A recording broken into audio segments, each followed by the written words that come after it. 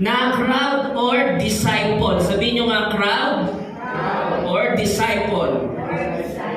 And ang goal po ng series na yan, ma-identify natin yung ating mga sarili kung ano nga ba tayo sa dalawa na yan.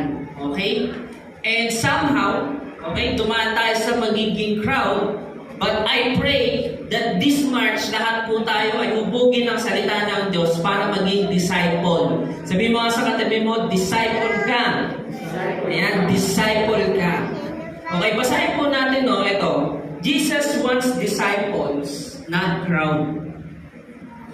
Jesus wants disciples, not crowds. Kung magbabasa niyo po ang Bible, ayan ang palaging lumalabas. Okay? Yan ang palaging makikita natin sa Bible.